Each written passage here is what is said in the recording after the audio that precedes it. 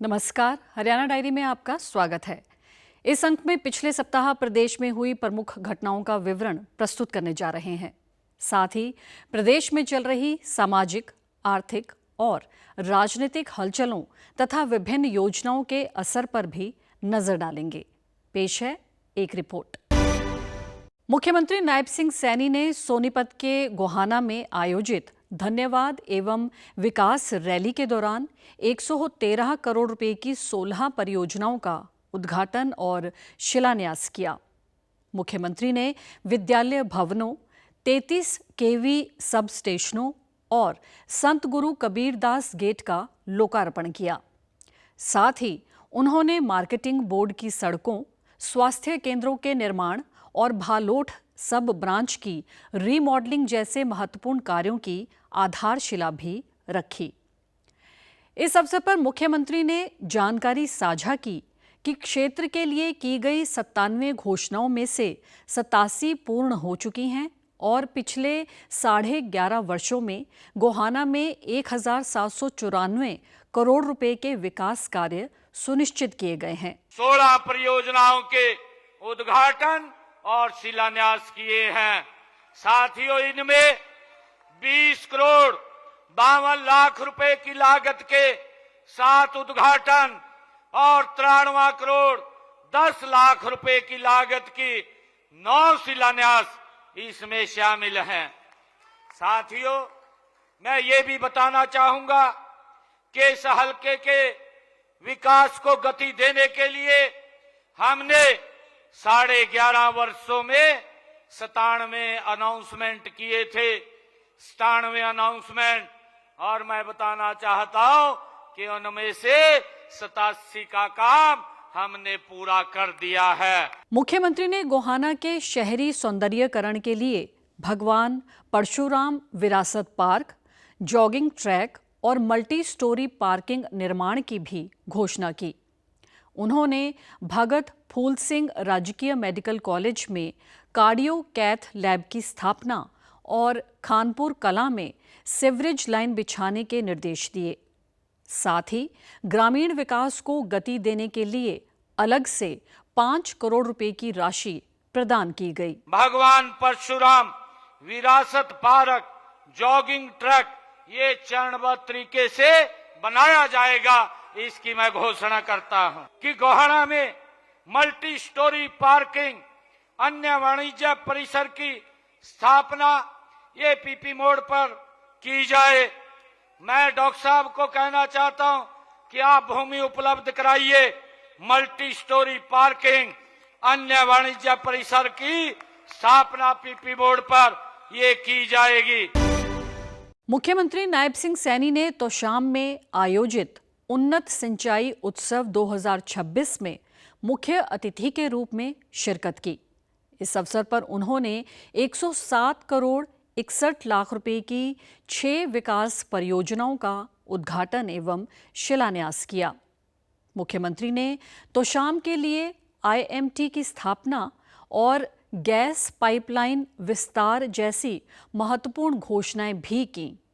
उन्होंने पारदर्शी भर्ती प्रक्रिया का उल्लेख करते हुए बताया कि भिवानी के 25,000 युवाओं को योग्यता के आधार पर सरकारी नौकरियां मिली हैं। साथियों, हमने इस हलके में विकास कार्यों पर पिछले 11.5 वर्षों में 1,727 करोड़ 54 लाख रुपए इस तोशाम हलके के विकास कार्यों के लिए खर्च किए हैं कि भिवानी जिला के हमारे युवाओं को, 25,000 युवाओं को मेरे भिवानी जिला के बिना पर्ची बिना खर्ची के हरियाणा सरकार में पिछले 11 वर्षों में नौकरी देने का काम किया गया है। वहीं कैबिनेट मंत्री श्रुति चौधरी ने जानकारी साझा की कि पूर्व मुख्यमंत्री बंसी लाल के कार्यकाल के बाद अब क्षेत्र के सिंचाई प्रबंध को सुदृढ़ करने हेतु वर्ल्ड बैंक का प्रोजेक्ट मिला है। इसके तहत प्रदेश की नहरों के पुनर्विकास और घग्गर ड्रेन के व्यवस्थित प्रबंधन पर विशेष बल दिया जा रहा है। हमें गर्व होता है सर, आपके नेतृत्व में वर्ल्ड बैंक प्रोजेक्ट आ रहा है और इरिगेशन डिपार्टमेंट में 5,700 करोड़ की लागत से हमारी सारी मेन लाइंस, सारी के सारे जो मेन कैरियर चैनल्स हैं वो रिहैबिलिटेट हो जाएंगे। जो यहाँ पे पानी का बाढ़ आने का मतलब जो हमारा पीछे जो घग्गर ड्रेन है, जो मल्टीपर्पस ड्रेन थी, काफी अरसे से वो चोक्ड रही, उसकी कैपेसिटी छोटी है और सीएम साहब के दिशा निर्देश अनुसार वो करीब 450 करोड़ की लागत से उसको तमाम तरीके से बनाया जाएगा ताकि आने वाले टाइम पर जो बाढ़ के टाइम पे यहाँ पे जो समस्या होती है उसकी कैपेसिटी जब वहां पे बढ़ेगी तो यहाँ पे कोई दिक्कत नहीं होगी। मुख्यमंत्री नायब सिंह सैनी ने सचिवालय में आयोजित समीक्षा बैठक के दौरान प्रदेश की स्वास्थ्य सेवाओं को और अधिक सुदृढ़ करने के निर्देश जारी किए। मुख्यमंत्री के अनुसार अब सरकारी अस्पतालों में दवाओं का संपूर्ण record real time standardised portal पर उपलब्ध रहेगा। इस पारदर्शी प्रणाली के माध्यम से चिकित्सकों को दवाओं की उपलब्धता की सटीक जानकारी मिलेगी, जिससे मरीजों को बाहर की दवाइयां लिखने की गुंजाइश नहीं बचेगी। मुख्यमंत्री ने स्पष्ट किया कि अस्पतालों में दवाओं की किसी भी प्रकार की कमी स्वीकार्य नहीं होगी और इसके लिए सीधे तौर पर सीएमओ की जवाबदेही तय की गई है। दवाओं की निर्बाध आपूर्ति सुनिश्चित करने के लिए मुख्यमंत्री ने 1 वर्ष के लिए पैनल व्यवस्था लागू करने और स्टॉक की निरंतर मॉनिटरिंग के निर्देश दिए। उन्होंने अधिकारियों को निर्देशित किया कि मरीजों को अनावश्यक रूप से निजी मेडिकल स्टोर से दवाएं खरीदने के लिए विवश करने वाली प्रवृत्ति पर प्रभावी नियंत्रण रखा जाए। कैबिनेट मंत्री विपुल गोयल ने फरीदाबाद की स्वच्छता व्यवस्था को सुदृढ़ करने के उद्देश्य से नगर निगम के सफाई दरोगाओं को 31 नई स्कूटियों का वितरण किया। इस अवसर पर मेयर प्रवीण बत्रा जोशी और निगम के वरिष्ठ अधिकारी भी उपस्थित रहे। इस नई पहल का मुख्य लक्ष्य सफाई निरीक्षकों द्वारा अपने क्षेत्रों की नियमित और प्रभावी मॉनिटरिंग सुनिश्चित करना है। कैबिनेट मंत्री ने सफाई कर्मचारियों की भूमिका को महत्वपूर्ण बताते हुए कहा कि इन वाहनों की सहायता से स्वच्छता निगरानी के दायरे और कार्यकुशलता में उल्लेखनीय वृद्धि होगी। उन्होंने विश्वास व्यक्त किया कि यह कदम शहर को स्वच्छ बनाने की दिशा में मील का पत्थर साबित होगा और भविष्य में स्थानीय निवासियों को अपने परिवेश में सकारात्मक परिवर्तन अनुभव होगा। देखिए, आज यहाँ पे जितने भी सफाई दरोगा है नगर निगम के अंदर, उनको स्कूटी वितरण दी गई कि उनकी एफिशिएंसी एनहांस हो सके, वो ज़्यादा से ज़्यादा चक्कर लगा सके, अपने क्षेत्र के अंदर देख सके कि सफाई व्यवस्था चुस्त दुरुस्त है या नहीं है। तो उनको आज हेलमेट और स्कूटी देने का काम किया गया है। तो अभी फरीदाबाद नगर निगम ने शुरू किया है, इसको एवेलुएट करेंगे, इसकी वैल्यूएशन की भी क्या इफेक्ट आता है, कितना इफेक्ट आता है, उसके अकॉर्डिंग कर देंगे। मुझे लगता है कि इसका अच्छा प्रभाव पर्यावरण को भी सेफ्टी करेगी और इकोनॉमी भी जो है उसके अंदर भी जो पैसे की बचत भी। भारत विकास परिषद द्वारा करनाल में आयोजित नारी महोत्सव के अंतर्गत महिला सम्मान समारोह संपन्न हुआ। इस गरिमामयी कार्यक्रम में राज्यपाल असीम कुमार घोष ने मुख्य अतिथि के रूप में शिरकत की।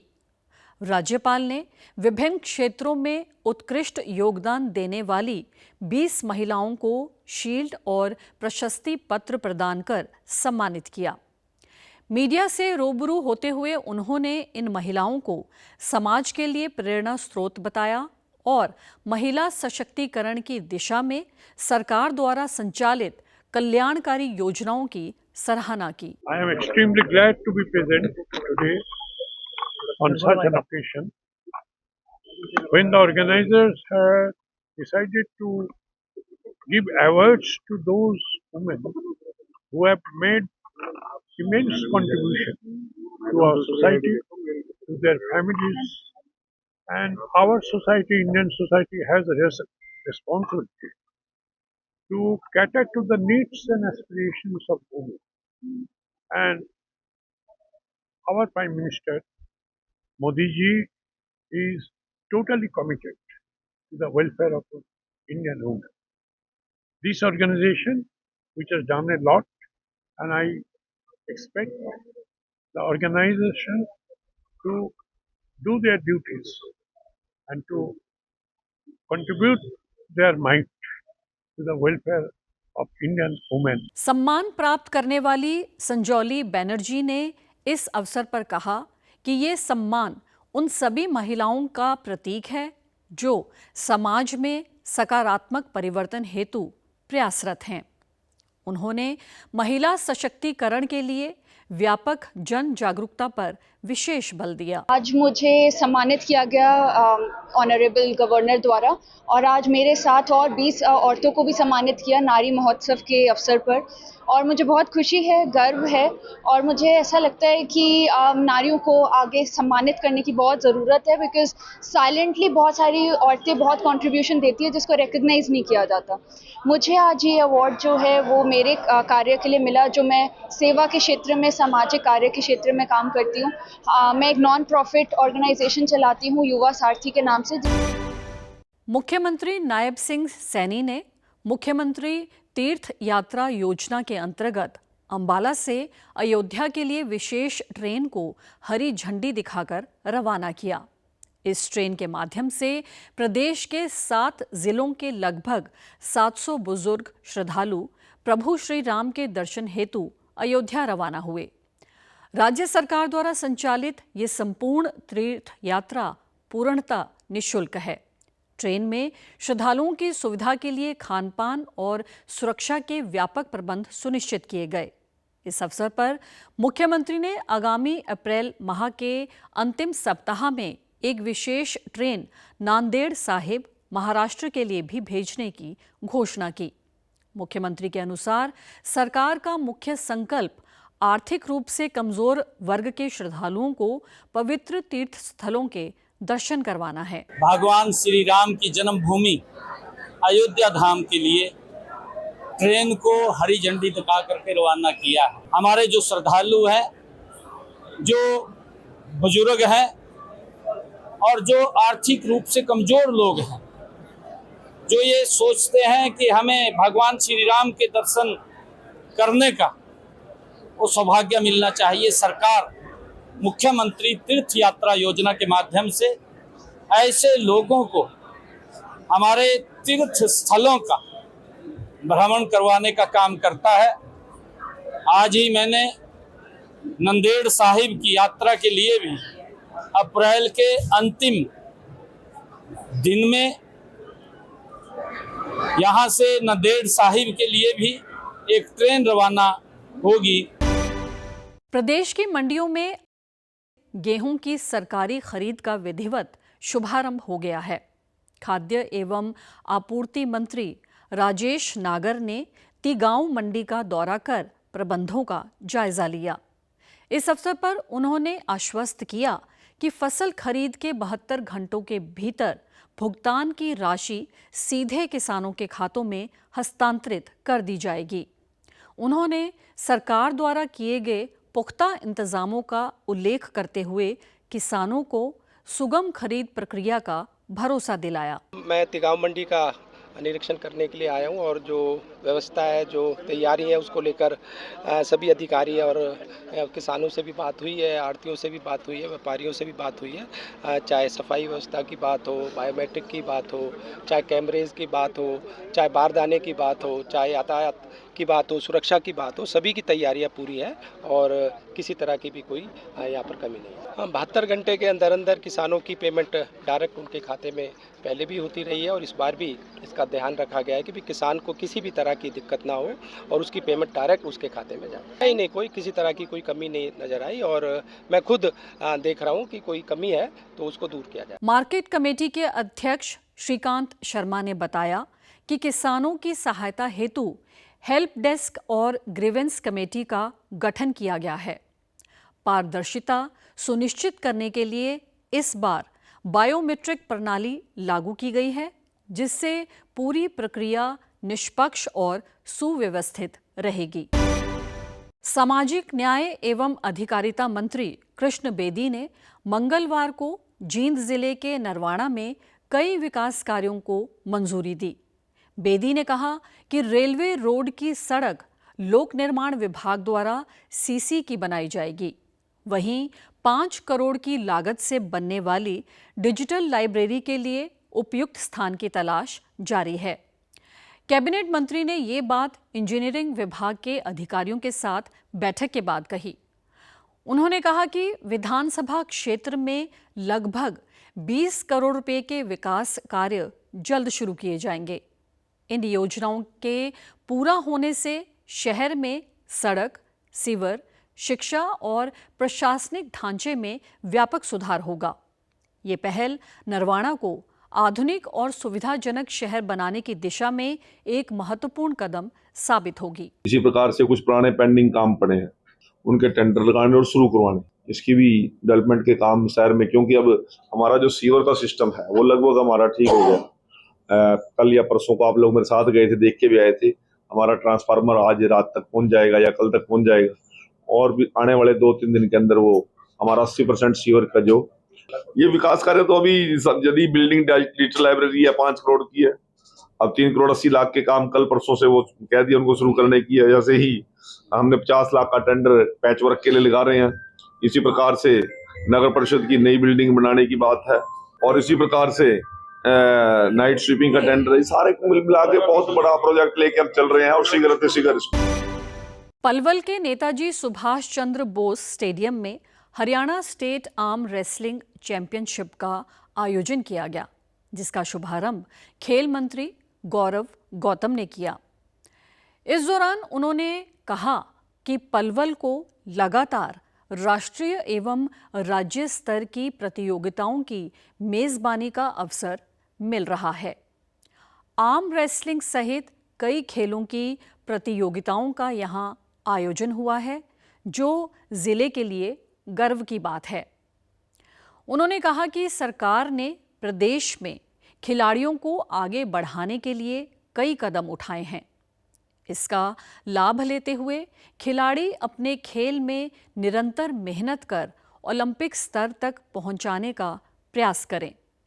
इसके अलावा उन्होंने बताया कि स्टेडियम को 20 करोड़ रुपए की लागत से आधुनिक बनाया जाएगा, और साथ ही पलवल में अंतर्राष्ट्रीय खेल स्टेडियम का भी निर्माण होगा। लगातार हर क्षेत्र में आगे बढ़ रहे हैं, और मुझे पूरा भरोसा है कि पलवल के युवा भी इस खेलों के क्षेत्र में आगे बढ़कर मेडल लाकर पलवल का नाम भी पूरे प्रदेश और देश और दुनिया में रोशन करेंगे। मेरे युवाओं के लिए शुभकामनाएं। आपके चैनल के माध्यम से उनसे आग्रह भी है, खेलों के क्षेत्र में आगे आइए। ये पलवल अब खेलों के क्षेत्र में भी खेलों का हब बनाकर रहेंगे, ये हमारा संकल्प है। 20 करोड़ रुपए की लागत से सुभाष चंद्र बोस स्टेडियम में सिंथेटिक ट्रैक हो, या बैडमिंटन कोर्ट हो, या एसी हॉल हो, या लोगों को बैठने की व्यवस्था हो, वॉकिंग ट्रैक हो, इस प्रकार की सुविधाएं ऐसी कर रहे हैं। और हम जल्दी एक अंतर्राष्ट्रीय स्तर का हमारा प्रयास है कि हम एक स्टेडियम पर करें। वर्ष 2024 की ग्रुप सी भर्ती से जुड़े 10,233 अभ्यर्थियों के लिए न्यायालय का फैसला राहत भरी खबर लेकर आया। कानूनी अड़चनों के बीच फंसी इस भर्ती को बहाल करने के कोर्ट के आदेश से युवाओं में खुशी की लहर है। इस निर्णय के बाद हरियाणा कर्मचारी चयन आयोग के चेयरमैन हिम्मत सिंह का अभ्यर्थियों ने आभार व्यक्त किया। गौरतलब है कि सामाजिक एवं आर्थिक अंकों के मामले में सरकार की पुनर्विचार याचिका स्वीकार होने से उन कर्मचारियों की नौकरी सुरक्षित हो गई है जिन पर तलवार लटक रही थी। चेयरमैन हिम्मत सिंह ने अदालती आदेश का स्वागत करते हुए इसे निष्पक्षता की जीत बताया। उन्होंने स्पष्ट किया कि आयोग ने सदैव पात्र अभ्यर्थियों के हितों की मजबूती से पैरवी की है। अब आयोग शेष 232 लंबित परिणामों को शीघ्र जारी करने की प्रक्रिया में जुट गया है, जिससे भर्ती प्रक्रिया को तार्किक परिणति तक पहुंचाया जा सके। हर रिजल्ट में ऐसे चीजें होते हैं, बच्चे आके मिलते हैं, तो जिसके भी कोई इश्यूज है हम रिजल्ट बनाने से पहले उसकी एक लिस्ट बना लेते हैं, कंपाइल कर लेते हैं, और उन चीजों को फिर रिजल्ट बनाते हुए सारे कंसिडरेशन जोन में रखते हैं। बहुत ज्यादा, एक तो जो नौकरियां हमने भर्तियां निकाली हैं अभी उसमें भी, और जो पुरानी भी हैं, नहीं तो मैंने कभी अपनी लाइफ में नहीं देखा है किसी कमीशन में ऐसे बच्चे धन्यवाद करने आते हैं, लेकिन यहाँ पे 3 से 4 बार ऐसा हो चुका है कि जहाँ पे बच्चे धन्यवाद करने आते हैं। हमारे लिए बहुत बड़ा मोटिवेशन है जब बच्चे हमसे मिलते हैं, बच्चे सोशल मीडिया के माध्यम से, फोन के माध्यम से हमसे कॉन्टेक्ट करते हैं, तो झलकता है। कई बार पेरेंट्स भी आके मिलते हैं, तो मुझे पर्सनली ये लगता है कि अगर हम बच्चों का विश्वास जीत पा रहे हैं, इट मीन्स हम काम ठीक कर रहे हैं। और अगर ऐसे ही बच्चे हमें एग्जामिन करते रहें, हमारे काम की स्क्रूटनी करते रहें, तो कमीशन के लिए और बच्चों के लिए दोनों के लिए बहुत अच्छा रहेगा और हम बहुत अच्छा काम कर पाएंगे। हरियाणा विद्यालय शिक्षा बोर्ड के चेयरमैन पवन शर्मा ने एचटेट भिवानी 2025 की आगामी परीक्षाओं को लेकर महत्वपूर्ण जानकारी साझा की। प्रदेश में शिक्षकों की भर्ती हेतु ये परीक्षा अप्रैल और मई माह के दौरान आयोजित की जाएंगी। परीक्षाओं को निष्पक्ष एवं शांतिपूर्ण ढंग से संपन्न कराने के लिए इस बार विशेष सुरक्षा एजेंसियों की सेवाएं ली जा रही हैं। अभ्यर्थियों की मांग पर आवेदन पोर्टल को पुनः खोलने का निर्णय लिया गया है ताकि वंचित रहे उम्मीदवारों को अवसर मिल सके। बोर्ड पूरी तरह से अपनी जो रूटीन की परीक्षाएं थी सेकेंडरी सीनियर सेकेंडरी की, उनसे हम लगभग फारिग हो चुके हैं और जल्दी ही यानी अप्रैल और मई में से किसी भी महीने में एचटेट की परीक्षा हो सकती है। मैं आपके माध्यम से सभी अभ्यर्थियों को यह बताना चाहूँगा कि उससे पहले भी हो सकता है हम एक बार पोर्टल जहाँ उनकी डिमांड पर 2 या 3 दिन के लिए उनके सुविधा उपलब्ध करवा दें, खोल दें, ताकि जो अभ्यर्थी अप्लाई करना चाहे वो अप्लाई कर दें और मई में संभावना परीक्षाओं की है। बड़ी चाक चौबंद व्यवस्था इस बार हमने कर रखी है और पब्लिक सेक्टर की यानी गवर्नमेंट, सेंट्रल गवर्नमेंट की एजेंसी जो है उनको हमने इस बार सभी प्रकार की व्यवस्थाओं के लिए अनुबंधित किया है और किसी भी प्रकार की कहीं कोई ढील या कहीं किसी प्रकार की कोई लापरवाही बिल्कुल नहीं होने दी जाएगी। साथ ही चेयरमैन ने हाल ही में संपन्न हुई सेकेंडरी और सीनियर सेकेंडरी परीक्षाओं के परिणामों पर भी स्थिति स्पष्ट की। उनके अनुसार 15 मई तक बोर्ड परीक्षाओं के नतीजे घोषित कर दिए जाएंगे, जिसमें सर्वप्रथम 12वीं कक्षा का परिणाम जारी होगा। उन्होंने परीक्षा ड्यूटी में तैनात स्टाफ की कर्तव्य निष्ठा की भी सराहना की। कहीं भी किसी प्रकार की डिस्टर्बेंस नहीं मिली है, जो कि अपने आप में हरियाणा विद्यालय शिक्षा बोर्ड के इतिहास में एक उदाहरण है। इसके साथ साथ अंदर भी जो परीक्षाएं हुई हैं, मतलब जो अंदर स्टाफ रहा है, उनका भी कार्य काफ़ी अच्छा रहा है, सराहनीय रहा है। इसके बावजूद कुछ छोटी मोटी चुटपुट घटनाएं देखने को मिली हैं। मई के दूसरे सप्ताह तक आमतौर पर रिजल्ट घोषित करने की हमारी कोशिश रहती है और इस बार भी ऐसा ही होगा। 15 मई के आसपास हम रिजल्ट घोषित करने की कोशिश करेंगे। पहले सीनियर सेकेंडरी कक्षाओं का रिजल्ट घोषित होगा, उसके बाद हाई स्कूल यानी सेकेंडरी कक्षाओं का रिजल्ट हम घोषित करेंगे। गर्मियों की छुट्टियों को देखते हुए उत्तर रेलवे 27 स्पेशल ट्रेन चलाने जा रहा है। इस दौरान अमृतसर, जम्मू और दिल्ली से भी रेलगाड़ियां चलाई जाएंगी। अंबाला मंडल के सीनियर वाणिज्य प्रबंधक नवीन कुमार झा ने बताया कि हर बार उत्तर रेलवे स्पेशल रेलगाड़ियां चलाता है। इस बार भी 27 समर स्पेशल ट्रेन चलाई जाएंगी, जो अंबाला से होकर गुजरेंगी। यात्री बच्चों के साथ इन ट्रेनों में आराम से सफर कर सकेंगे। इसी तर्ज पर फिरोजपुर डिवीजन भी अमृतसर तथा जम्मू और माता वैष्णो देवी के कटरा से स्पेशल ट्रेन चलाएगा, जिस कारण यहां आने जाने वाले यात्रियों को काफ़ी सुविधा मिलेगी। इसी तरह दिल्ली से भी कई राज्यों को जोड़ने वाली ट्रेन उपलब्ध रहेगी। देखिए, अभी समर रश के लिए और जो आने वाली गर्मी की छुट्टियां हैं स्कूलों में है, उसके लिए नॉर्दर्न रेलवे अभी तक 27 ट्रेनों का अनाउंसमेंट कर चुका है, जो मेजरली हमारे अंबाला डिवीजन से होकर गुजरेंगी या यहाँ से ओरिजिनेट होंगी। मुख्यतः इसमें फिरोजपुर डिवीजन के अमृतसर से, जम्मू से, श्री माता वैष्णो देवी कटरा से ट्रेनें ओरिजिनेट हो रही हैं। और इसके अलावा जो मेजर है इसमें वो दिल्ली डिवीजन के आनंद विहार और नई दिल्ली स्टेशन से ओरिजिनेट हो रही हैं। भिवानी के तोशाम में आयोजित 3 दिवसीय सूक्ष्म सिंचाई मेले में प्रदेश भर के किसान आधुनिक तकनीकों की जानकारी प्राप्त करने हेतु पहुंच रहे हैं। मेले में प्रदर्शित लगभग 80 स्टॉलों पर सूक्ष्म सिंचाई यंत्रों का जीवंत प्रदर्शन किया जा रहा है। गिरते भूजल स्तर को देखते हुए किसानों ने इस तकनीक को जल संरक्षण के लिए अत्यंत लाभकारी बताया। कृषि विशेषज्ञों के अनुसार इस पद्धति से पानी सीधे पौधों की जड़ों तक पहुंचता है, जिससे 70 से 80% तक जल की बचत संभव है। हर फसल के अंदर बड़ी अच्छी तरीके से पानी जाता है, उससे पैदावार होती है।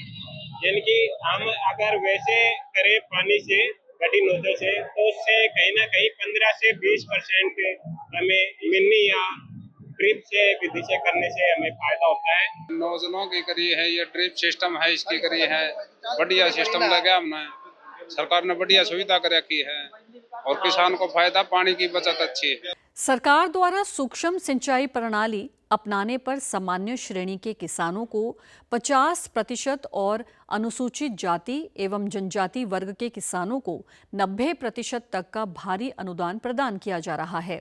विशेषज्ञों ने इसे खेती की लागत कम करने और उत्पादकता बढ़ाने का प्रभावी माध्यम करार दिया। इसमें जो ड्रिप इरिगेशन का, स्प्रिंकलर का, सूक्ष्म सिंचाई के लिए जानकारी दी जा रही है कि भाई पानी की बचत कैसे की जाए, खाद और ये जो अपना फर्टिलाइजर का एक्सेस यूज है उसे कम करने के लिए।